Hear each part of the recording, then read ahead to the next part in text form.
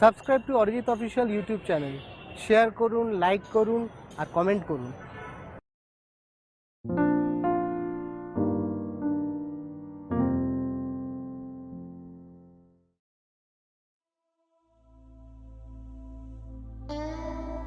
সমবেত সকলের মতো আমিও গোলাপ ফুল খুব ভালোবাসি। রেসকোর্স পার হয়ে যেতে সেই সব গোলাপের একটি গোলাপ গতকাল আমায় কানে কানে বলেছে, আমি যেন কবিতায় শেখ মুজিবের কথা বলি। আমি তার কথা বলতে এসেছি। শহীদ মিনার থেকে খসে পড়া একটি রক্তাক্ত ইট গতকাল আমাকে বলেছে, আমি যেন কবিতায় শেখ মুজিবের কথা বলি। আমি তার কথা বলতে এসেছি। সমবেত সকলের মতো আমিও পলাশ ফুল খুব ভালোবাসি। সমকাল পার হয়ে যেতে সদ্য ফোটা একটি পলাশ গতকাল আমাকে কানে কানে বলেছে, আমি যেন কবিতায় শেখ মুজিবের কথা বলি। আমি তার কথা বলতে এসেছি। শাহবাগ এভিনিউর ঘূর্ণায়িত জলের ঝর্ণাটি আর্তস্বরে আমাকে বলেছে, আমি যেন কবিতায় শেখ মুজিবের কথা বলি। আমি তার কথা বলতে এসেছি।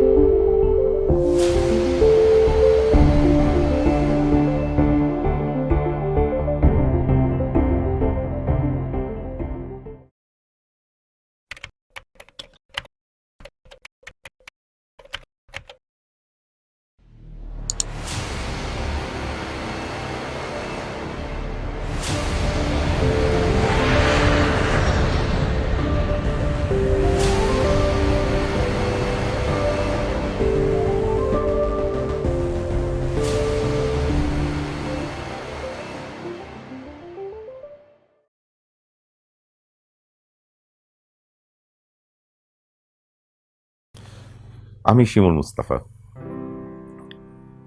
মূলত মানুষ আমাকে দুভাবে চেনে, একজন মানুষ হিসেবে চেনে, আর শিমুল মুস্তাফার নামটা বললে আমি আবৃত্তি করি, এই পরিচয়টা থাকে।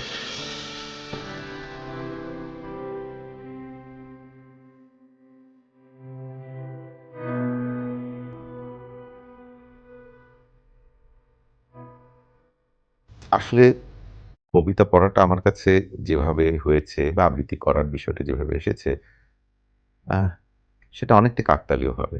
আমার কখনো আগের পরিকল্পনা ছিল না যে আমি আবৃত্তির মধ্যেই থাকবো। আমি কখনোই এভাবে চিন্তাও করিনি। ছোটবেলা থেকেই আসলে যেটা ছিল সেটা হচ্ছে যে খেলাধুলা করতাম, পড়াশোনা কম করতাম। একটা সময় এসে একটু গানের দিকে একটু ঝোঁক হলো, গান করলাম এবং গান থেকে আস্তে আস্তে গানের কথাগুলোর প্রতি আকর্ষণ হতে হতেই কবিতার মধ্যে চলে আসা। এই হচ্ছে আমার কবিতা পড়ার শুরুটা আর কি বলা যায় আর কি।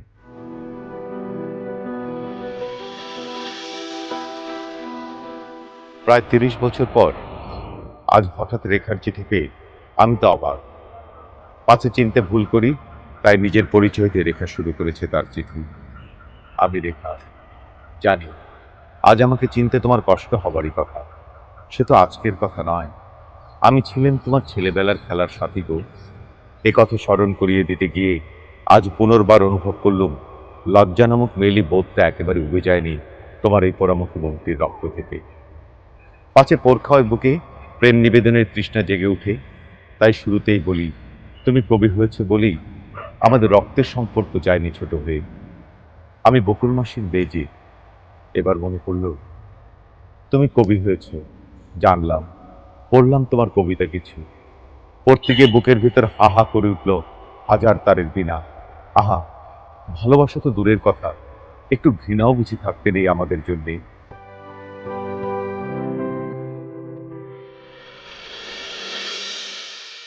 ছোটবেলা আমার আসলে জন্ম তো ঢাকার বেলি রোডে, সেখানেই বেড়ে ওঠা। তারপর আশপাশের কিছু মহল্লা বলতে যেগুলো বোঝায় সিদ্ধেশ্বরীতে থেকেছি কিছুদিন। একদম শিশু বয়স থেকে একদম মোটামুটি একটা বয়স পর্যন্ত আমার ওইখানেই কেটেছে। খেলাধুলা করতাম, দুষ্টুমি করতাম, পড়াশোনা করতাম। একটা সাধারণ মানুষ যেভাবে বেড়ে ওঠে।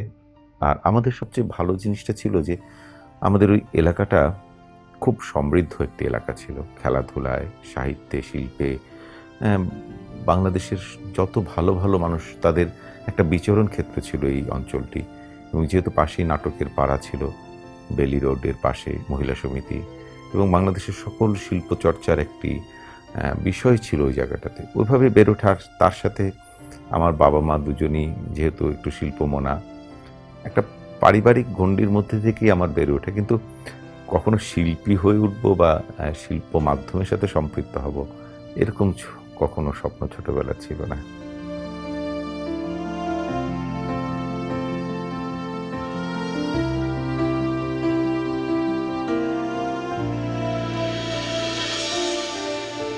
আসলে অ্যাহ কি হতে চেয়েছিলাম এই শব্দটা খুব একটা কঠিন। কারণ আমি আসলে কিছু হতে চাইনি। আমি ছোটবেলা থেকেই একটু এন্টি এস্টাবলিশমেন্ট এর প্রতি আমার আসক্তি ছিল যে আমি কিছু হতে চাই না। আমি বেঁচে থাকতে চাই এবং আমার একটা মজার ব্যাপার ছোটবেলা থেকেই একটু বড়দের মতো একটু কথা বলতাম। সেটা হচ্ছে যে আমি কখনো আগামী বলে কিছুকে বিশ্বাস করি না। আমি বর্তমানটাকে খুব বিশ্বাস করি। আজকের দিনটাকেই আমি খুব বিশ্বাস করি। এভাবেই আমি ছোটবেলা থেকে বড় হয়েছি। যার ফলে আমার কোনো এইম ইন লাইফ বলে যে শব্দটা, যে একটা লক্ষ্য আমার কখনোই ছিল না। আমি প্রতিদিনকেই মনে করি যে আজকের দিনটা আমি পেয়েছি এবং সেই দিনটাকেই আমি মনে করি যে আমার এটাই আজকের শেষ দিন। আমাকে যা করার আজকেই করে যেতে হবে। কালকের দিনটা আমার জন্য বোনাস।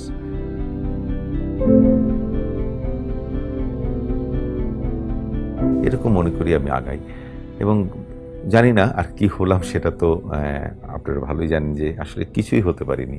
আমার অনেক কিছু হওয়া উচিত ছিল, অনেক কিছু দেবার ছিল, অনেক কিছু বলবার ছিল। সেই অর্থে আমার মনে হয় যে ৮-১০ জন মানুষ যা করতে পারে, আমি এখনো বোধহয় কিছু করতে পারিনি। আমার মনে হয় যে আরও কয়েকটা বছর, আরও কয়েকটা জীবন থাকলেও বোধহয় আমার মনে হয় না যে আমি এত কিছু করতে পারবো। তো চাই আসলে কিছু করতে এবং সেটার জন্য সবসময় মন চায়, সামর্থ্য কোলায় না।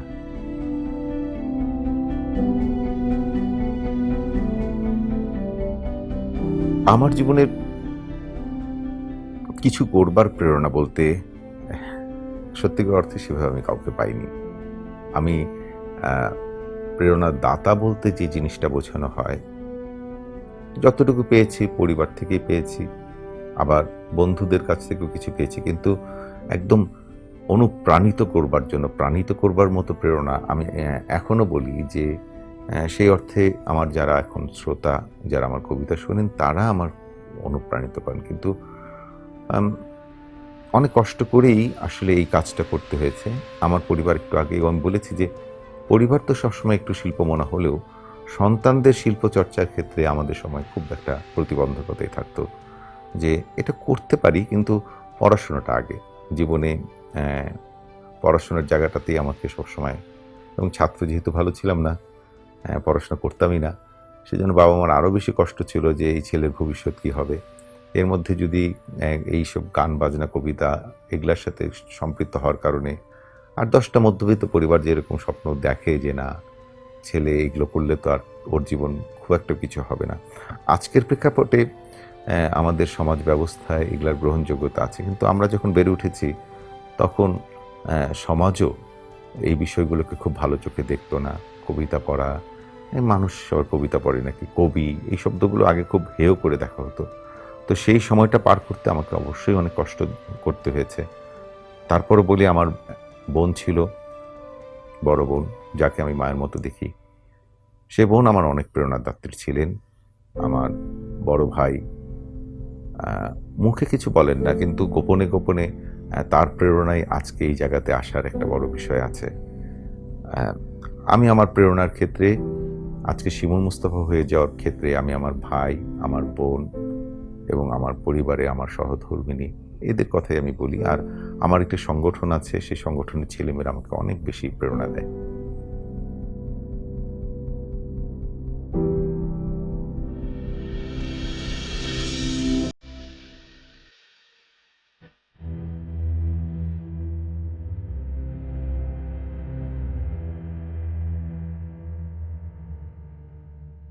আমরা যারা থাকি তারা সবাই দেশকে খুব ভালোবাসি এবং বিশেষ করে বাংলা ভাষা, বাংলাদেশ, বাংলার যত শিল্পচর্চা আছে সেগুলোকে এত বেশি ভালোবাসি বলেই আমাদের দেশটার প্রতি অনেক বেশি মায়া।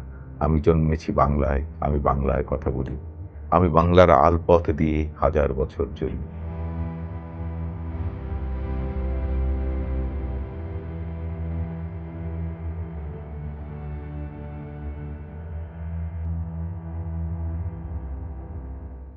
এই যে আলপথ দিয়ে যাওয়া, এই সুখটা কিন্তু আমরা আর কোথাও পাই না।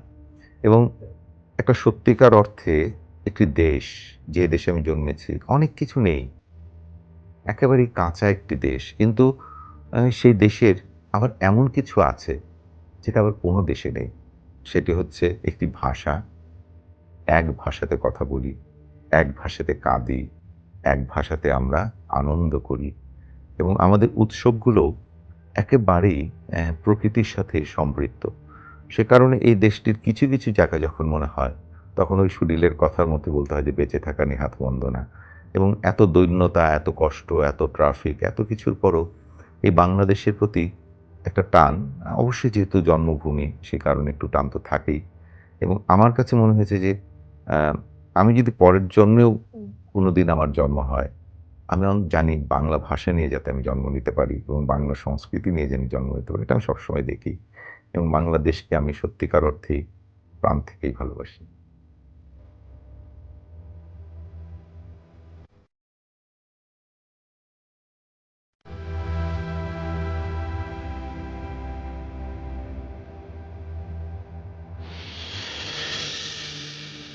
হ্যাঁ, তবে একটা জিনিস যে আমি অ্যা একই ভাষার আমরা যে অ্যা পশ্চিমবঙ্গ, আমার এই দেশটার প্রতি আমার একটা অদ্ভুত দুর্বলতা আছে। সত্যিকার অর্থে পুরো ভারতবর্ষ নিয়ে আমি কথা বলতে পারব না। আমার কলকাতার প্রতি আমার একটা পশ্চিমবঙ্গের প্রতি আমার একটা ভালো লাগা আছে যে ছোটবেলা থেকেই যে সুযোগ পেলেই কলকাতায় চলে আসতাম। এবং যতটুকু অল্প টাকা থাকলেই চলে আসতাম। এবং এখানকার যে একটা জীবন্ত শহর, মানে আনন্দের জায়গার থেকে আমার মনে হয় যে শহরটা জীবন্ত। এই জীবন্ত বিষয়টা আমাকে সবসময় অ্যা যদি আমাকে কখনো কেউ বলে যে, "তোমার বাংলাদেশ ছেড়ে তুমি কোথায় থাকলে তুমি সবচেয়ে বেশি আনন্দ বোধ করো?" তো আমার কাছে মনে হয় আমি কলকাতায় থাকতে বেশি পছন্দ করি এবং এখানে আমার মনে হয় যে এতই ভালো লাগে এখানকার মানুষদের, এখানকার কালচার, এখানকার জীবন ব্যবস্থা এবং একটা মনে হয় যে এরকমই তো হওয়া উচিত ছিল বাঙালি। কিছুটা সমস্যা আমাদেরও আছে, অর্থকষ্ট আরো অন্যান্য কিছু সংস্কৃতি আমাদেরকে বারবার একটু দমিত করে। কিন্তু যখন আমরা বাঙালিরা যখন একসাথে থাকি, আমার মনে হয় যে বাংলা ভাষা যতদূর, বাংলাদেশ ততদূর। আমার কাছে আসলে বাংলাদেশ, বাংলা ভাষা যতদূর পর্যন্ত, ততদূর পর্যন্ত আমাদের একটা দেশই মনে হয় আমার কাছে। এবং এজন্য আমরা একসময় মনেই করেছি যে এ বাংলা ও বাংলা বলে কিছু নেই। আমরা সব বাংলা মিলেই একটা বাংলা। এটা আমার কাছে মনে হয়।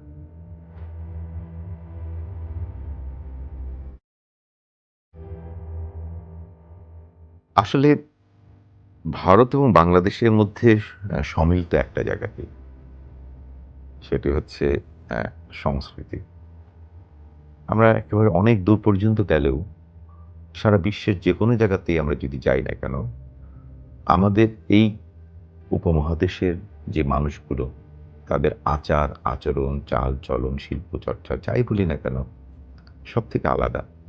এবং সেই আলাদাটার মধ্যে একটা মাধুর্য আছে। আমাদের পোশাক, আমাদের জীবনযাপন, আমাদের আপ্যায়ন, একটা বিশাল এই জিনিসগুলো আসলে আর কোথাও পাওয়া যায় না।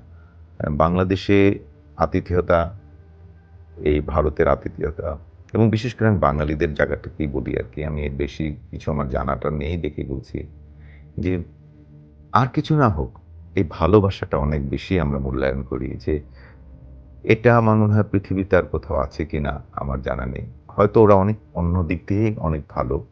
কিন্তু আমাদের যেটা হচ্ছে যে আমরা খুব সংস্কৃতি নির্ভর এবং সবচেয়ে বড় যেই শক্তিটা আমাদের এই উপমহাদেশে সেটি হচ্ছে রবীন্দ্রনাথ। এবং রবীন্দ্রনাথ একমাত্র পৃথিবীর জাতি হিসেবে আমাদেরকে মানে প্রতিষ্ঠা করে দিয়ে গেছে। সেটি হচ্ছে যে আমরা কিন্তু একটি জাতি অ্যা তার জীবনযাপন করি একজন কবিকে নির্ভর করে। পৃথিবীতে আর কোনো দেশের জাতি কিন্তু কবিকে নির্ভর করে তারা তাদের সংস্কৃতি নির্ভরশীল নয়। কিন্তু আমরা রবীন্দ্রনাথকে নিয়েই আমরা বেঁচে থাকতে চাই, আমাদের জীবনযাপনটা করতে চাই। এটা আমার মনে হয় যে পুরো এই উপমহাদেশের একটি বৈশিষ্ট্য। যেখানেই যাই আমরা রবীন্দ্রনাথকে কিন্তু ছাড়তে পারি না। সেটা হয় প্রকৃতির কারণেই হোক, শিল্পের ক্ষেত্রে হোক, সাহিত্যের ক্ষেত্রেই হোক, জীবনযাপনের ক্ষেত্রেই হোক। তো রবীন্দ্রনাথ আছে বলেই আমার মনে হয়েছে যে আমরা একটা বিরাট গোষ্ঠী একসাথে এখনো থাকতে পারছি। কিনুকওয়ালার গলি, দোতলা বাড়ির লোহার গড়াতে দেওয়া একতলা ঘর, পথের ধারে লোনাধরা দেয়ালেতে মাঝে মাঝে ধসে গেছে বালি, মাঝে মাঝে শ্যাতা পড়া দাগ। মার্কিন থানের মার্কা একখানা ছবি সিদ্ধিদাতা গণেশের, দরজার পরে আঠা। আমি ছাড়া ঘরে থাকে আরেকটা জীব, এক ভাড়াতে, সেটা টিকটিকি। তফাৎ আমার সঙ্গে এই শুধু, নেই তার অন্যের অভাব। বেতন 25 টাকা, সদাগরি আপিসের কনিষ্ঠ কেরানি। খেতে পাই দত্তদের বাড়ি ছেলেকে পড়িয়ে। শিয়ালদা স্টেশনে যাই, সন্ধ্যেটা কাটিয়ে আসি, আলো জ্বালাবার দায় বাজে। পেঞ্জিনের ধস ধস, বাঁশির আওয়াজ, যাত্রীর ব্যস্ততা, পুলি হাঁকাহাঁকি। 10:30 বেজে যায়। তারপর ঘরে এসে নিরালা নিচ্ছু অন্ধকার।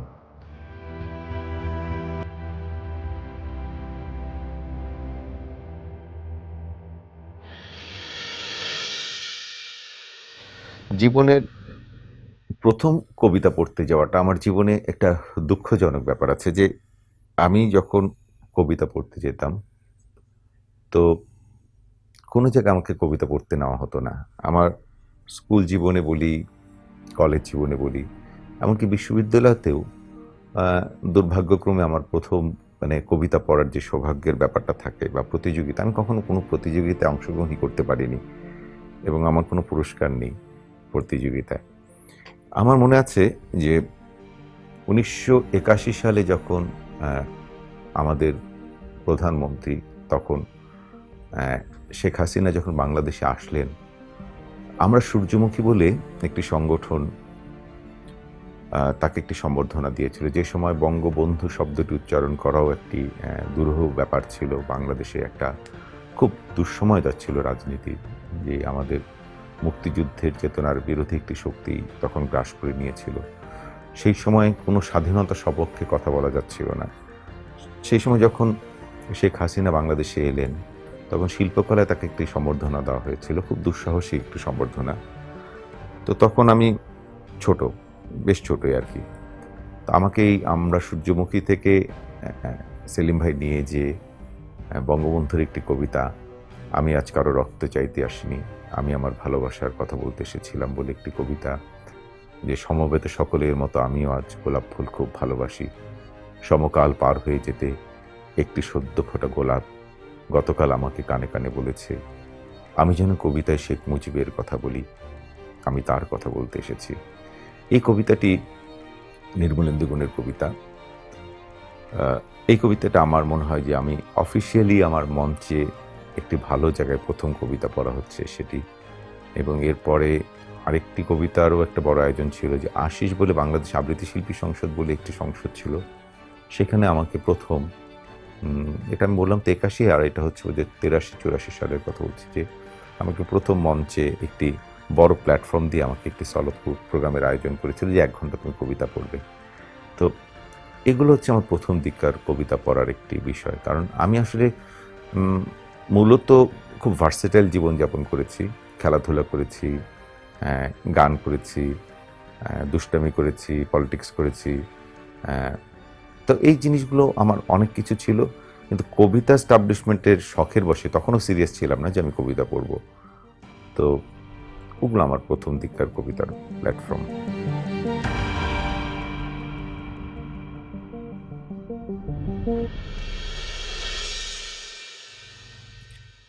একটা ব্যাপার যে এই ধরনের শিল্পগুলো গুরুবিদ্যার শিক্ষা, এটা সত্যি।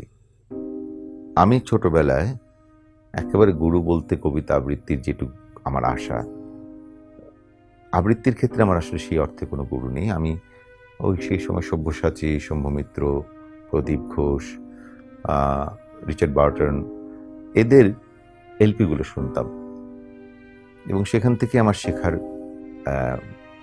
বিষয়টি চলে আসে। পরবর্তী পর্যায়ে আমি কবিতার ক্ষেত্রে একদম গুরু যেভাবে বলা যায় সেভাবে সরাসরি কারো কাছ থেকে শিখিনি, কিন্তু বাংলাদেশে এবং এই বাংলায় প্রদীপ ঘোষকে আমি পেয়েছি, যিনি আমার গুরু হিসেবে অনেকখানি আমাকে, আমার কাছে মনে হয়েছে যে উনি আমার প্রেরণার। বাংলাদেশে জয়ন্ত চট্টোপাধ্যায় আছেন, কাজী আরিফ আছেন, এনাদের কাছ থেকেও আমার অনেক কিছু শেখার হয়েছে। এবং আমি মনে করি যে এই বিদ্যাটি হচ্ছে যে একজন না, একজন হলে তো খুব ভালোই হয়, কিন্তু আশপাশে যাদের কাছ থেকে পারা যায়, শেখা যায়, এই বিষয়টি থাকতে হবে। কিন্তু আমি আমার জীবনে একজন শিমুল মুস্তাফা হওয়ার পেছনে যতটুকু হতে পেরেছি, 2-4 জন মানুষের নাম না বললেই নয়, যে মানুষগুলো আমাকে জীবনের আদর্শ হিসেবে কাজ করেছে। প্রথমেই আমার বড় ভাই, এই মানুষটাকে আমি সবসময় রেসপেক্ট করি। তার কিছু জীবনের ফিলোসফিকে আমি নিতে পেরেছি, আর কিছু নিতে পারিনি, যেটা হয়তো মানে কিছু কিছু কারণে। আমার ওয়াহিদুল হক, যিনি ছায়ানটের আমাকে একটা সময়ে এমন কিছু জীবনের দর্শন দিয়েছেন, যে দর্শনগুলো আমাকে আমার জীবনের সব কিছু পরিবর্তন করে দিয়েছে। সঞ্জীব চৌধুরী আমার বন্ধু, বাংলাদেশের খুব জনপ্রিয় একজন সঙ্গীত, আমি সাধকই বলব।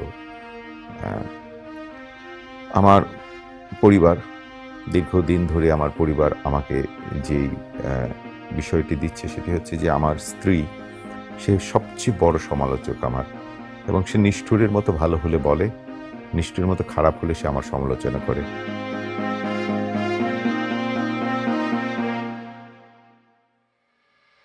কারণ আমি নিজে দেখেছি যে আমার কবিতা পড়ার ক্ষেত্রে আমাকে খুশি করার জন্য অনেকে হয়তো সবই ভালো বলে, কিন্তু এই মানুষটি আমার কবিতার ক্ষেত্রে একদম যোগ্য যে জায়গাটি থাকে, ভুল ত্রুটি যেটি থাকে, এই জায়গাগুলো সে বলে।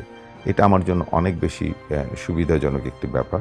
এবং আমার আশপাশে, আমার যে বললাম, বারবার বলি যে আমার গ্রুপের ছেলেমেয়েরাও কিন্তু এই জিনিসটা বলে যে এই জায়গাটা আপনার ভালো হচ্ছে না, এই জায়গাটা আপনি ভুল করছেন, বা এই জায়গাটা আজকে পড়া পারফরমেন্স ভালো হয়নি। আমার কাছে এরাই গুরু। আমি যাদেরকে শেখাচ্ছি তাদের কাছ থেকেও যে শিখছি, আমার কাছে মনে হয় যে এদের কাছ থেকেও আমার শেখাটা বেশি হচ্ছে তাদেরকে যতটুকু না শেখাচ্ছি।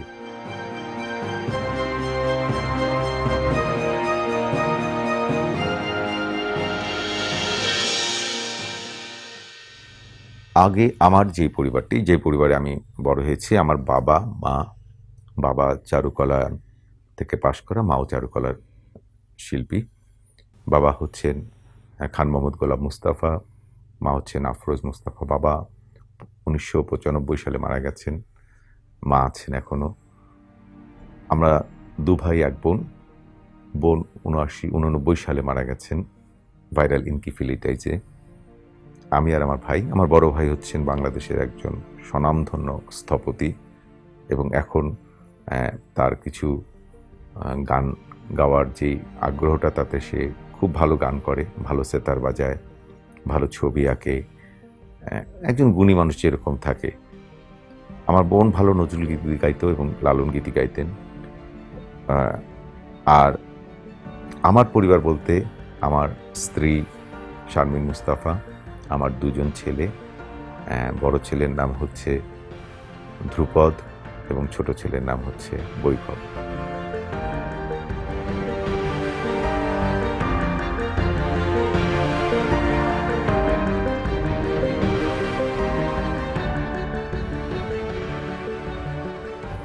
আমি নিজে সাফারার। আমি তো আসলে এরকম হতে চাইনি। আমার বাবা মা আমাকে ডাক্তার ইঞ্জিনিয়ার বানাবে, আমি ডাক্তার ইঞ্জিনিয়ার হতে চাইনি হয়তো।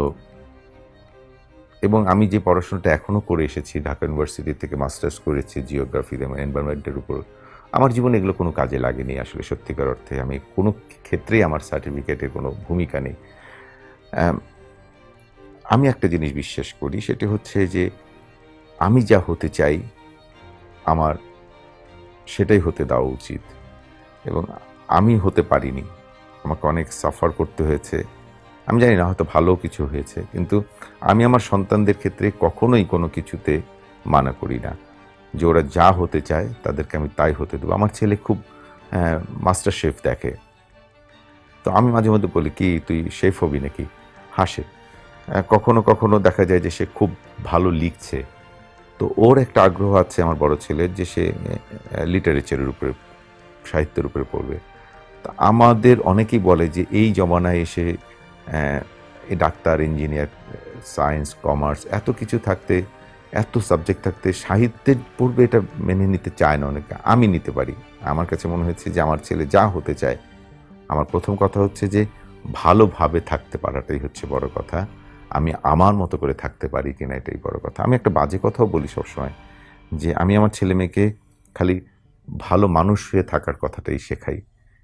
যে একটা কথা বলি যে সিগারেট খেয়ে 10 বছর কম বাঁচা অনেক ভালো ঘুষ খেয়ে 20 বছর বেশি বাঁচার থেকে। এটা আমি বিশ্বাস করি।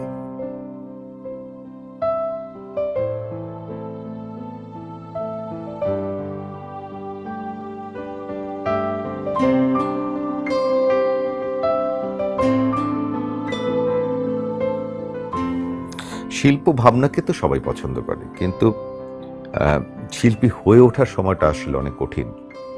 এবং একটা সময় এই বিষয়গুলো তো পরিবার কেন, সমাজ, পরিবার কেউই আমাদেরকে সেভাবে সহজভাবে নিতে পারেনি। সব জায়গাতেই একটা অবহেলা, অবজ্ঞার ব্যাপারটা থাকতোই, যে এইসব করে এগুলোর আবার পরিচয় কি। কিন্তু যখন এটা বেড়ে উঠে, যখন একটি গাছের রূপ নেয়, তখন তো পরিবার কেন সবাই আবার উল্টো দিকে ঘুরে মুখ ফিরে আবার আমার দিকেই তাকাবে, এটাই নিয়ম। তো আমারও সেটা হয়েছে যে একটা সময় আমাকে অনেক গ্লানি সহ্য করতে হয়েছে, অনেক স্ট্রাগল করতে হয়েছে, মানুষের সামনে আমাকে অনেক নত হয়ে থাকতে হয়েছে। আমার পাশে একজন ডাক্তার, একজন ইঞ্জিনিয়ার, তারা যেরকম বুক ফুলিয়ে চলেছে, আমি সেভাবে চলতে পারিনি একটা সময়ে। তো পরবর্তী পর্যায়ে যখন একটু একটু করে একটা জায়গায় চলে আসা যায়, তখন কিন্তু মনে হয়েছে যে না, পরিবার কেন, সবাই এখন অনেক অ্যাপ্রিসিয়েট করে, এবং এখন তো সাপোর্ট সবাইকে করতেই হয়, আর এটাই দুনিয়ার নিয়ম।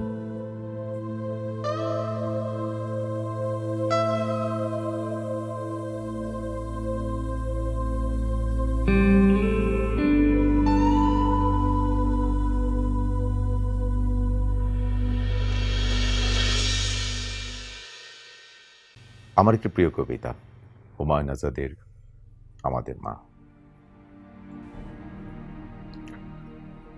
আমাদের মাকে আমরা বলতাম তুমি, বাবাকে আপনি। আমাদের মা গরিব প্রজার মতো দাঁড়াতো বাবার সামনে, কথা বলতে গিয়ে কখনোই কথা শেষ করে উঠতে পারতো না। আমাদের মাকে বাবার সামনে এমন তুচ্ছ দেখাতো যে মাকে আপনি বলার কথা আমাদের কোনো দিনই মনে হয়নি। আমাদের মা আমাদের থেকে বড় ছিল, কিন্তু ছিল আমাদের সমান। আমাদের মা ছিল আমাদের শ্রেণীর, আমাদের বর্ণের, আমাদের গোত্রে। বাবা ছিলেন অনেকটা আল্লাহর মতো, তার জ্যোতি দেখলে আমরা সেজদা দিতাম। বাবা ছিলেন অনেকটা সিংহের মতো, তার গর্জনে আমরা কাঁপতে থাকতাম। বাবা ছিলেন অনেকটা আড়িয়ল বিলের প্রচন্ড চিলের মতো, তার ছায়া দেখলেই মুরগির বাচ্চার মতো আমরা মায়ের নিচে ঘুমিয়ে পড়তাম।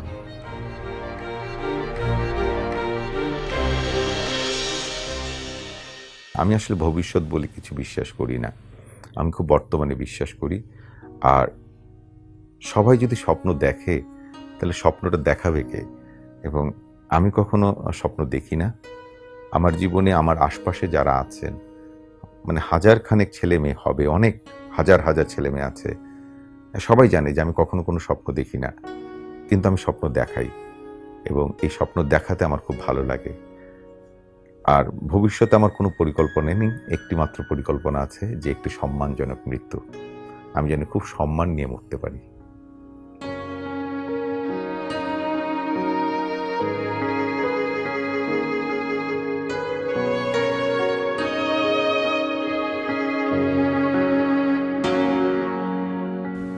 আসলে মানুষের জীবনে তো এরকম অনেক ঘটনাই থাকে, দুঃখ, কষ্ট, আনন্দ, বেদনার, এবং খুব ব্যক্তিগত কিছু ব্যাপার থাকে।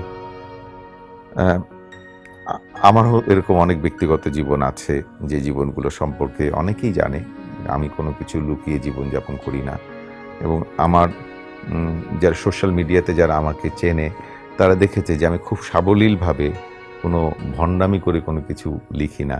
যেটাকে বিশ্বাস করি, যেটাকে ধারণ করি, সেটা আমার হোক বা আশপাশে হোক, আমি সেটা সবসময় বলে ফেলি। অনেকে বলেন যে এইভাবে আপনি খোলামেলাভাবে সব কিছু বলে ফেলেন কেন? আমার বলতে ভালো লাগে। আর আবৃত্তি করার ক্ষেত্রে আমার অনেক অদ্ভুত অদ্ভুত কিছু আনন্দের, বেদনার, এবং আমি কখনো বেদনা বলবো না, বেদনাগুলো যে এত মধুর হতে পারে, এবং সেই বেদনাগুলো এত বেশি আমাকে জীবনে দায়িত্বের জায়গায় নিয়ে এসেছে যে এরকম ঘটনা যদি হয়ে থাকে, তাহলে আমাকে কিছু তো অন্তত তাদের জন্য করতে হবে। আমি একটা উদাহরণ দিই, যে আমি বলেছি যে আমার বাবা 1995 সালে মারা গেছেন। আমার বাবার সিরোটিক লিভার ছিল, যার ফলে তার প্রচুর ব্লাড দিতে হতো। তো এমন একটা সময় ছিল যে প্রতিদিন 3 ব্যাগ 4 ব্যাগ করে রক্ত লাগতো, এখান থেকে প্লাজমাগুলোকে নিয়ে নেওয়া হতো। তো একটা সাডেন পিরিয়ডে যে দেখা গেল যে আর রক্ত কারো কাছ থেকে ডোনেট করে আমরা পাচ্ছিলাম না, কেউ ডোনার পাচ্ছিলাম না। তো একটা পর্যায়ে যে আমি ঢাকা বিশ্ববিদ্যালয়ের হলে রাতের বেলা যেতাম, এবং সেখানে যে সারা রাত ধরে আমি কবিতা পড়তাম। এবং ছাত্রদের কাছে একটাই ডিমান্ড ছিল, তারা বলতো যে আপনি রাত্রেবেলা কবিতা পড়বেন, আমাদেরকে কবিতা শোনাবেন, আর আমরা আপনাকে রক্ত জোগাড় করে দেব। এবং সকালবেলা আমার সেই রক্তগুলো জোগাড় করতে খুব একটা সমস্যা হয়নি। আরেকটি ঘটনাও বলি, সেটা হচ্ছে আমি একবার বাংলাদেশের ময়মনসিংহ বলে একটি জায়গাতে কবিতা পড়তে গিয়েছি। সেই সময় সন্ধ্যার পর এখান থেকে বাস আর যাতায়াত করতো না। তো আমি তাড়াহুড়ো করে ফিরে আসছি, এমন সময় আমাকে মঞ্চের মধ্যে 3-4টা ছেলে এসে ছুরি নিয়ে দাঁড়িয়ে গেল এবং বলল যে আপনি মঞ্চের থেকে যদি নামেন তাহলে আমরা ছুরি ঢুকিয়ে দেব। তো হুমায়ুন আজাদ স্যার এবং ওয়াহিদুল হকও সেদিন মঞ্চে ছিলেন। তো ওনারাও ঘাবড়ে গেলেন। তো আমাকে বললেন যে হ্যাঁ ঠিক আছে, ওরা যখন বলছে কবিতা পড়তে, তুমি পড়ো। আমি প্রায় 2 ঘন্টা কবিতা পড়লাম ওখানে। সত্যিকার অর্থে ওই ছেলেগুলো কিন্তু আমাকে সেই ময়মনসিংহ থেকে মোটরসাইকেলে মাইক্রোবাসে করে এনে নিরাপদে পাহারা দিয়ে ঢাকায় পৌঁছে দিয়েছে। তো আমার কাছে মনে হচ্ছে যে কবিতা পড়া বন্ধ করে দিলে মঞ্চে তারা আমাকে ছুরি মারবে, এর থেকে আনন্দের, এর থেকে প্রাপ্তি আর কিছু নেই। কিন্তু আর ব্যক্তিগত জীবনে অনেক কিছু আছে, এগুলার বলার কিছু নেই। কিন্তু আমি মনে করি যে আমার ব্যক্তিগত জীবনের কোনো স্মৃতিময় মধুর কোনো ঘটনা আছে বলে আমি মনে করি না। একটা ঘটনাই আমি মনে করি, সেটি হচ্ছে যে আমার 2টো সন্তান আছে। এই 2টো সন্তানই আমার কাছে মনে হয়েছে যে পৃথিবীতে সবচেয়ে বেশি বড় প্রাপ্তি আমার কাছে আমার 2টো সন্তান।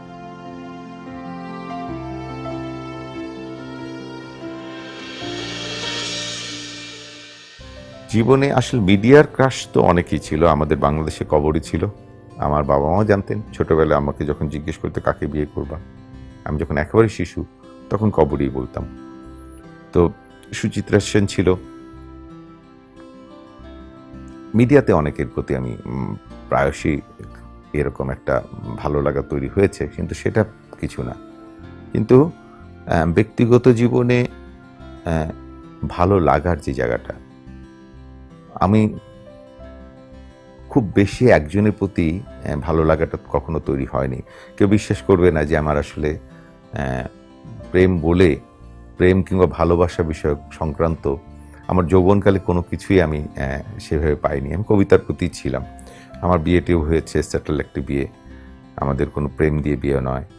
কিন্তু ভালো লাগাটা আমার হয়, একজনের গান ভালো লাগে তার প্রেমে পড়ে যাই, কারো হাঁটা চলা ভালো লাগে।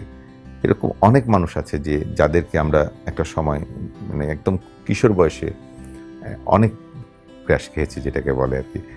তো নামগুলো না হয় নাই বললাম।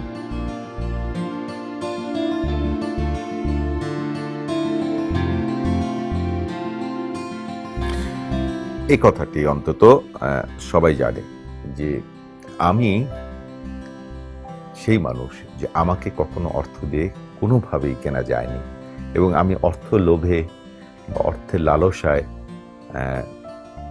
জীবনে মানে আমার জানা মতে বা আমার অজানাতেও আমি কোনো কাজ করিনি, এবং আমাকে কখনোই কেউ মানে লোলুপতা দেখিয়ে, লোভ দেখিয়ে বা কিছু দিয়ে আমাকে কখনো প্রলোভন করতে পেরেছে। এই জায়গাটাতেই আমি ৮-১০ জনের কাছে সবাই জানে যে এই মানুষটাকে আর কিছু হোক, লোভ দেখে কখনো কোনো কিছু করা সম্ভব না, এবং এই ক্ষেত্রে আমি অনেক নিষ্ঠুর।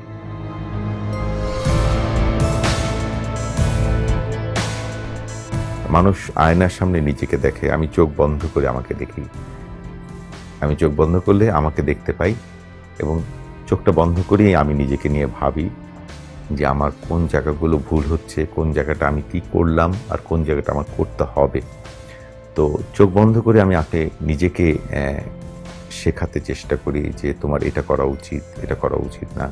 আমি চোখ বন্ধ করে প্রথমে নিজেকে শুদ্ধ করবার চেষ্টা করি।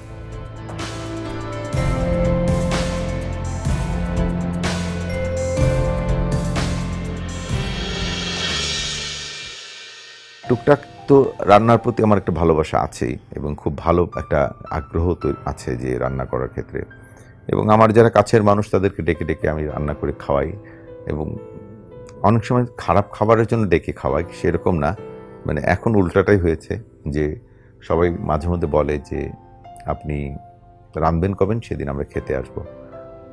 আমার কাছে রান্নাটা একটা শিল্প, ভালো লাগা, এবং সত্যিকার অর্থে খাবারের প্রতি তো সবারই একটা দুর্বলতা থাকে। আমার খাওয়াতে ভাল লাগে, রাঁধতে ভাল লাগে, এবং এটা অনেকেই জানে যে আমি খারাপ রাঁধি না, এবং একজন হোস্ট হিসেবেও খারাপ না।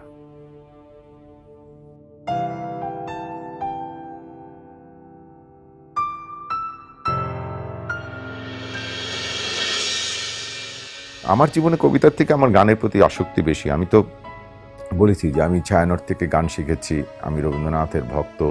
আমাদের জীবনযাপনের প্রত্যেকটা মুহূর্ত রবীন্দ্রনাথ ছাড়া আমি কিছু ভাবতে পারি না, এবং রবীন্দ্রনাথও কিন্তু একটি কথা বলেছেন যে অনেক কিছু তিনি লিখেছেন, কিন্তু মাত্র দুটো জিনিস তিনি কিন্তু সৃষ্টিকর্তার কাছে চেয়েছেন, মাত্র দুটো জিনিস। যদি মোরে করো কিছু দান হে ভগবান, হৃদয় জুড়িয়া প্রেম, কণ্ঠ ভরিয়া গান। তো রবীন্দ্রনাথ বলেছেন যে খালি প্রেম প্রেম দাও, যদি আমাকে কিছু দিবা, আর গলাতে কণ্ঠে গান দেব। তো আমি সেই রবীন্দ্রনাথের এই কথাটিকে আমি বিশ্বাস করি যে আমার জীবনে দুটো জিনিসের খুব চাওয়া। একটি হচ্ছে প্রেম, যত প্রেম দেবে তত প্রেম আমি নেব। আর গানের ক্ষেত্রে হচ্ছে যে আমার রবীন্দ্রনাথ রবীন্দ্রনাথ এবং রবীন্দ্রনাথ। আমি রবীন্দ্রনাথের গান ছাড়া আর কোনো গানের প্রতি আমার এত আসক্তি নেই। আমি আধুনিক গানও শুনি, সব ধরনের গানই শুনি, কিন্তু রবীন্দ্রনাথের গান হচ্ছে আমার জীবনের প্রেরণা। দেবব্রত বিশ্বাস আমার সবচেয়ে প্রিয় রবীন্দ্রসঙ্গীত শিল্পী, কণিকা আমার আরেকজন শিল্পী। এই দুজনকে আমি অনেক মনের প্রাণ থেকে অনেক বেশি ভালোবাসি, তাদের গান শোনার জন্যই মনে হয় বেঁচে আছি।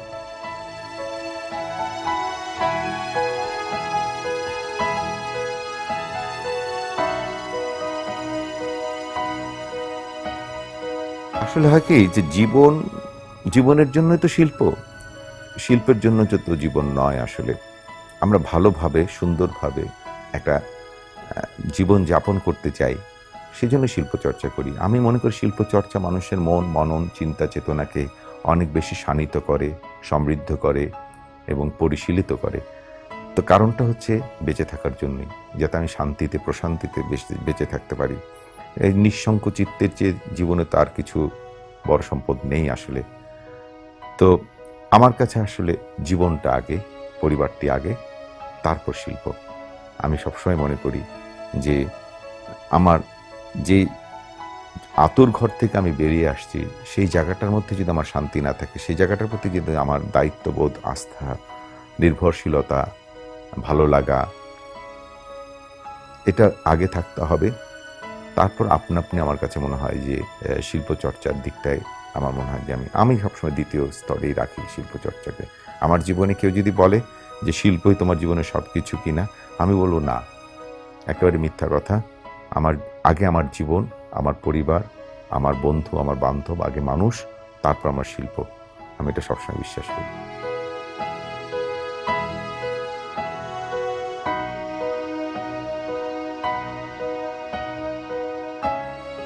আমি সবাই জানে যে আমি খুব প্রেমিক মানুষ, আমি প্রতিনিয়ত প্রেমে পড়ি।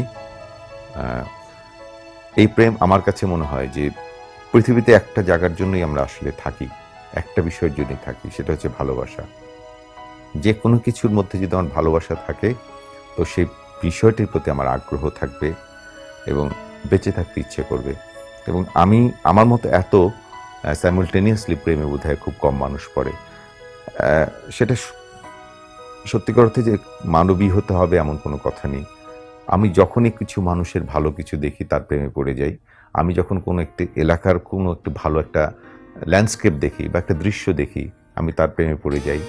আমি যখন যে জিনিসটা আমার কাছে ভালো লাগে, আমি দেখতে আমার মানসিকভাবে মননে, চিন্তায়, চেতনায়, দেখায়, কথাবার্তায় বা যেভাবেই হোক না কেন, আমি কখনো কখনো কোনো একটি গাছের প্রেমেও পড়ি। সেই অর্থে বলি, যদি গাছটা আমাকে সেই মুহূর্তটুকুই আনন্দ দিতে পারে। এবং আমি সবসময় মনে করি যে যে আমাকে সম্মান করে, যে আমাকে ইম্পর্টেন্স দেয়, আমি যদি আমাকে খুব বেশি মূল্যায়ন করে যে মানুষ, এবার মানুষের কথাই বললাম, যে আমাকে অনেক বেশি মূল্যায়ন করবে, আমি তার প্রেমে পড়বই। এটা আমার আজকেও পড়ব, ভবিষ্যতেও পড়ব।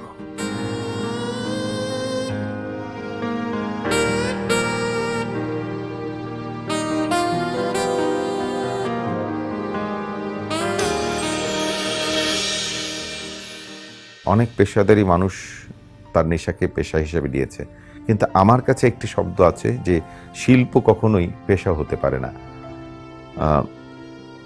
আমার কাছে এটা একটা প্রেম, এটা আমার আরাধনা। আমি আমার প্রেমিকাকে কখনো অর্থ দিয়ে তার কাছ থেকে প্রেম নিতে পারবো না। আমি কবিতার সাথে প্রেম করি। আমার এখানে মনে হচ্ছে যে আমি কখনোই এখানে পেশা হিসেবে নিলে আমার প্রেমটার মধ্যে কোথায় জানি মনে হবে যে একটা দায়িত্ব চলে আসছে, বা আমি ভালোবেসে অনেক কিছু পেতে পারি, আমি আমার প্রেমিকাকে ভালোবেসে কিছু একটা উপহার দিতে পারি, কিন্তু টাকার বিনিময়ে আমি ভালোবাসা আমি প্রেমিকার কাছে নিব, এটা আমার কাছে একটু সত্তায় লাগে। কিন্তু পেশাগত দিকে আমার একটু আলাদা পেশা, আমি একেবারে এই শিল্প সাহিত্যের সাথে কোনো পেশার সাথে সম্পৃক্ত না, আমার পেশা আলাদা। কিন্তু এটাও বিশ্বাস করি, যদি কেউ তার জীবনে নেশাকে পেশা হিসেবে স্টাবলিশ করতে চান, তাহলে সে খুব ভালো কাজ করতে পারবেন। কারণ নেশার থেকে পেশাটা করতে গেলে তার মধ্যে মননটা, চিন্তাটা দেওয়া যায়। কিন্তু আমি নিজে ব্যক্তিগতভাবে আমি যে প্রেমে পড়িয়েছি, কবিতার প্রেমে, সেটাকে আমি কখনোই পেশা হিসেবে নিব না।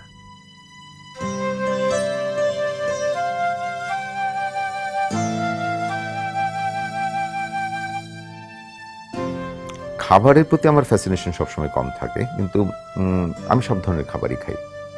আমার হাতে কোনো দু একটা জিনিসের অভ্যাস নেই দেখে খাই না, কিন্তু খাবারের ক্ষেত্রে ঘুরে ফিরে কিন্তু একটা বিষয় থাকে যে ডাল, ভাত, মাছ, মাংস, এটাই আসলে প্রিয় খাবার। কিন্তু সত্যি চাইনিজ, আমাদের বাংলাদেশে যে একটা, সেই অর্থে চাইনিজ না, যেটা আমাদের দেশীয় একটা চাইনিজ, যেটা এখানেও আছে, এই চাইনিজটা কিন্তু আমার খুব প্রিয় এবং আমি খুব পছন্দ করি। কাচ্চি আমার খুব প্রিয়, বাংলাদেশের একটু ঐতিহ্যবাহী খাবার হচ্ছে কাচ্চি বিরিয়ানি, খুব প্রিয় আমার। আর এমনিতে আমি সব কিছুই, ভালো কিছু যেটা হয় সেটা আমি খুব কম খাই। হ্যাঁ, ভালো কিছু হলে বেশি করে আমি খাবো এরকম কিছু নেই। নিঃসন্দেহে আমার প্রিয় হচ্ছে ভাতি।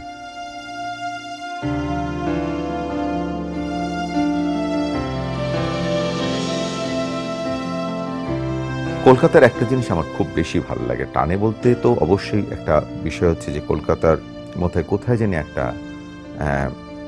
মোহ কাজ করে। সেই মোহটা হচ্ছে যে এখানকার যে বাঙালিরা, সেটা সত্যিকার অর্থেই আমি যে স্বপ্ন দেখি যে বাঙালি আনাকে, সেই স্বপ্নটা এখনো তারা ধারণ করেন। এখানে মধ্যবিত্তটা এখনো খুব জোরালোভাবে আছে, যেটা বাঙালির সবচেয়ে বড় শক্তি হচ্ছে তার মধ্যবিত্ত। বাংলাদেশে মধ্যবিত্তটা বলতে কিছু আর নেই, মধ্যচিত্তের মানুষ আছেন যারা অনেক উঁচু ধন সম্পদের মানুষ, তারাও নিজেদেরকে বলেন যে আমি মধ্যবিত্ত। আবার একেবারে নিচের লেভেলের মানুষগুলো বলছেন, বিত্তের মানুষরা বলছেন আমি মধ্যবিত্ত বলছেন, কিন্তু মনের প্রাণে কিন্তু তারা মধ্যবিত্ত নন। কিন্তু কলকাতায় এসে আমি যেটা দেখেছি যে কলকাতার বাঙালিদের মধ্যে মধ্যবিত্তীয় কালচারটা, সংস্কৃতিটা এত বেশি শক্তিশালী, যেটা আমাকে খুব টানে। এখনও এই কলকাতা শহরে বাঙালিরা বই কেনে, সিনেমা দেখে, বিকেলবেলা পরিবার নিয়ে হাঁটতে বেরোয়, ঘুরতে বেরো হয়, বাসায় গেলে একটা হারমোনিয়াম দেখা যায়। আমি তো মনে করি যে মধ্যবিত্তের এইগুলো হচ্ছে আইডেন্টিটি, এবং বেঁচে থাকার মূল জায়গাটি হচ্ছে যে ঘরে যদি দুটো চাল কমও থাকে, কিন্তু মনের মধ্যে জানি আমার একটু আনন্দ, একটু শিল্প যাতে থাকে। এটা আমি কলকাতার মানুষের কাছে খুব বেশি পাই, এবং সেটা এভাবে আমি বড় হয়েছি ছোটবেলায়, কিন্তু এটা আমি বাংলাদেশে খুব মিস করি এখন। আমার সে কারণেই আমার মনে হয় যে বাংলাদেশটার সংস্কৃতির যে একটু পরিবর্তন ঘটছে, সেটা আমি সত্যি খুবই মনের দিক থেকে অনেক ভেঙে পড়েছি যে এই সংস্কৃতিটা আসলে আমরা স্বপ্ন দেখিনি, এই সংস্কৃতির জন্য আমরা মুক্তিযুদ্ধ করিনি।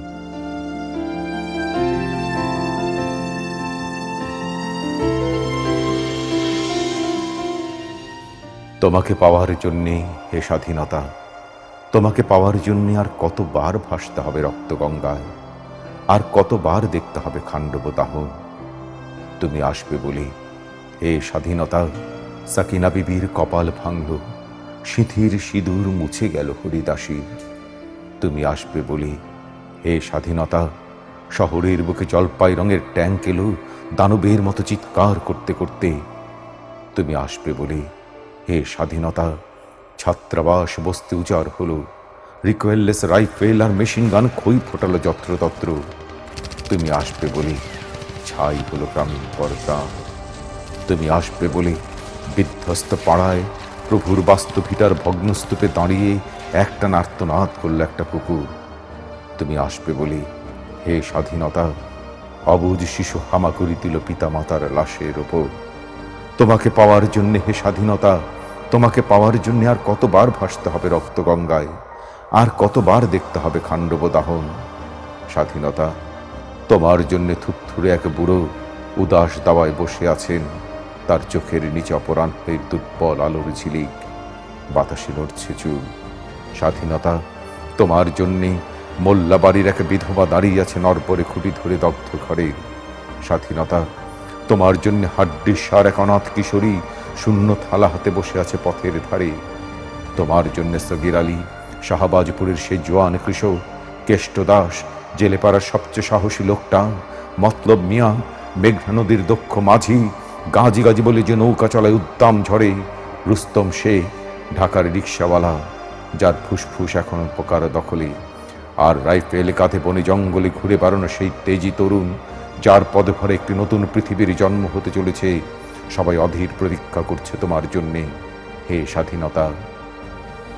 পৃথিবীর এক প্রান্ত থেকে অন্য প্রান্তে জ্বলন্ত ঘোষণার ধ্বনি প্রতিধ্বনি তুলেই নতুন নিশান উড়িয়ে দামামা বাজিয়ে দিক বিদিক এই বাংলায় তোমাকে আসতেই হবে হে স্বাধীনতা।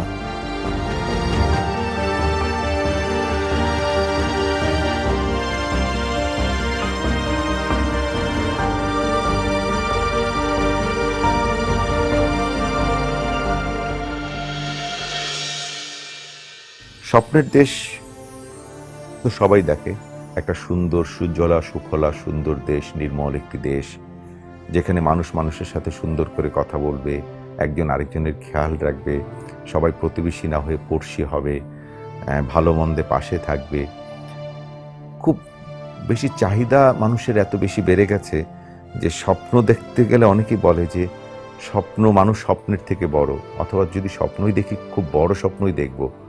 আমি কিন্তু তা বিশ্বাস করি না। আমার কাছে মনে হয় যে ছোট ছোট স্বপ্নগুলোকে নিয়েই আমার বেঁচে থাকতে ইচ্ছা করে। অনেক কিছু দিয়ে না, আমাকে চাঁদে নিয়ে যেতে হবে না, আমার পাশে ছাদে যে একসাথে দাঁড়িয়ে চাঁদ দেখলেই আমি কিন্তু খুশি হব। তো আমার চাওয়াগুলো অনেক কম। আমি আমার টিএসসিতে বসে একটা 5 টাকার চা খেলেই আমার কাছে মনে হয় যে আমি অমৃতের কিছু পেলাম। তো আমার এই নির্মল জীবনযাপনটা, সহজ সরল জীবনযাপনে যদি মানুষ মানুষের পাশে হিংসা বিদ্বেষ থেকে চলে আসতে পারত, এরকম একটু স্বপ্নের দেশ আমি সবসময় দেখি।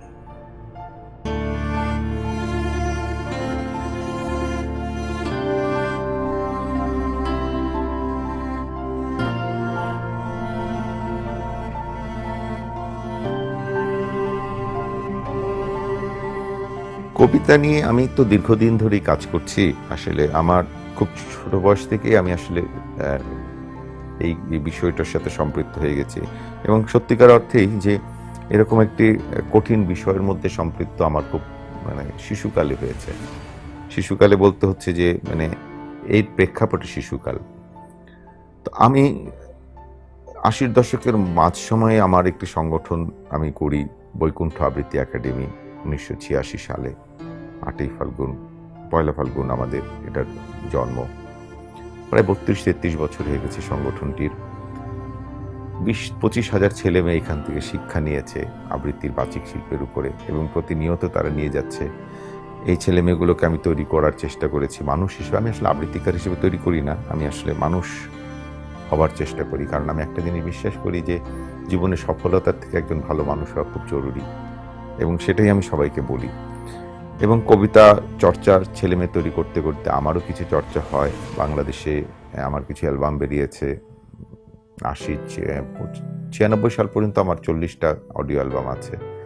এরপরে অ্যালবামের কাজ করি না খুব একটা। মাঝে মধ্যে কিছু মানে মানুষের ফরমায়েশের জন্য করতে হয় কাজ। আরেকটা কাজ করি, সেটি হচ্ছে যে বিভিন্ন জায়গায় তো কবিতা পড়ি, দেশ বিদেশে পড়ার একটু সৌভাগ্য হচ্ছে। কিন্তু আমি 2010 সাল থেকে ঢাকায় রবীন্দ্র সরোবরে ধানমন্ডিতে একটি অনুষ্ঠান করি, একক অনুষ্ঠান করি। সেখানে আমি ৭১টি কবিতা একটানা পড়ি ৭ ঘন্টা এবং সেখানে দর্শক থাকে 10,000। তো এটা আমি 2010 থেকে একটানা এখন 8 বার হয়ে গেল এই বছর। আসছে এই ডিসেম্বর 21 তারিখে এটা আমার 9তম হবে। তো একটানা এরকম একটি অনুষ্ঠানে আমি 7 ঘন্টা কবিতা পড়ি এবং ৭১টি কবিতা পড়তে আমার 7 ঘন্টাই লাগে এবং সেখানে আমার 9,000 চেয়ার অ্যাকোমোডেট করি। এরকম একটা বড় আয়োজন করতে পেরে আমার কাছে মনে হয়েছে যে আমার কাছে মনে হয়েছে যে কবিতা যে এত শক্তিশালী একটি মাধ্যম বাংলাদেশে, কবিতার জন্য মানুষ তাও একটি শহরের মধ্যে, একটি শহরের একটি পার্ট, পুরোটা না আর কি বাংলাদেশের ঢাকার, সেখানেও 9,000-10,000 মানুষ একসাথে হচ্ছে। তো আমার কাছে মনে হয়েছে যে এই বিষয়গুলো, কবিতা কিন্তু অনেক শক্তিশালী একটি মাধ্যম এবং আমার ছেলে মেয়ে বৈকুণ্ঠ আবৃত্তি একাডেমিতে যারা আছে তারাও জানে যে বাংলাদেশে মিডিয়াতে যত জায়গাতে কাজ করছে, আমাদের নিউজ প্রেজেন্টার হোক, বাচিক শিল্পে যে জায়গাগুলো হোক, এই মাধ্যমটা থেকে কিন্তু তাদের যেতে হচ্ছে আসলে। তো এটার জন্য আমি নিজেও খুব গর্ববোধ করি।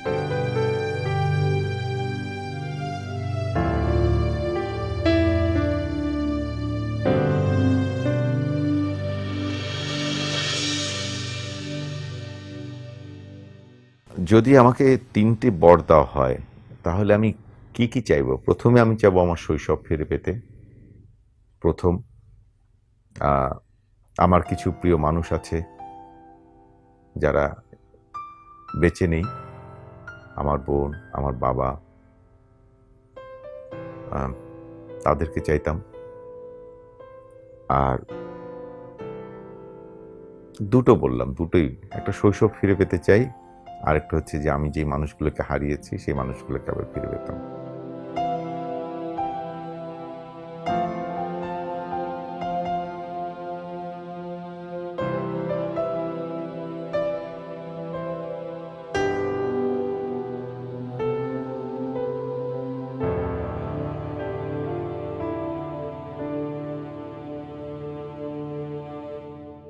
পরের জন্ম যদি থেকে থাকে তাহলে পরের জন্মে আমি শিমুল হয়েই জন্ম নিতে চাই, এটা সত্যি। কিন্তু এই জীবনের যে অভিজ্ঞতাগুলোতে আমার ভুল ত্রুটিগুলো ছিল বা যে জায়গাগুলো আমি মনে করেছি যে এই জায়গাগুলো আমার ভুল হয়েছে জীবনে, হয়তো পরের জন্মে শিমুল হয়েই জন্ম নিব, সেই ভুলগুলো আর কখনো করব না, এটা আমার একটা ইচ্ছা আছে।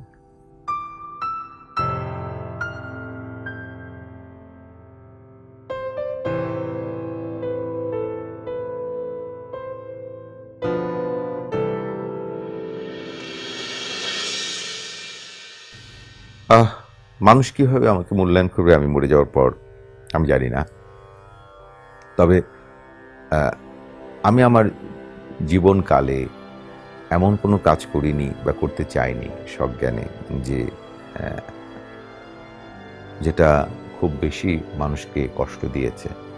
এবং আমি বিশ্বাস করি যে হয়তো ছোটোখাটো কোনো কারণের পরে হয়তো মারা যাব, কিন্তু মারা যাওয়ার পরে একটা জিনিস আমার মনে হয়েছে যে আহ, নজরুলের একটি কথা দিয়ে শেষ করি এই অংশটা, যে তোমাদের পানে চাহিয়া বন্ধু আর আমি জাগিব না, সারাদিন মান কোলাহল করি, কারো ধ্যান ভাঙিব না, নিশ্চল নিশ্চুপ আপনার মাঝে পুরিব একাকী, গন্ধ বিধু বিধু। অর্থাৎ আমি তোমাদের জীবনের কোনো রকম বাধা তৈরি করব না। তোমরা হয়তো পাশে বসে আবৃত্তিটা শুনতেও পারো, নাও শুনতে পারো, কিন্তু আমি তোমাদের কোনো কিছুতে প্রতিবন্ধকতা তৈরি করব না। নিজের মাঝেই নিজেকে পুড়িয়ে শেষ করব। এই নজরুলের কথা দিয়ে আমি মনে করি যে আজকের এই কথাগুলো যেগুলো বললাম মন থেকে, শেষ কথা এটি, আমি হয়তো ছোট্ট কিছুর জন্য মারা যাব, একটা ছোট্ট স্বপ্নের জন্য মারা যাব।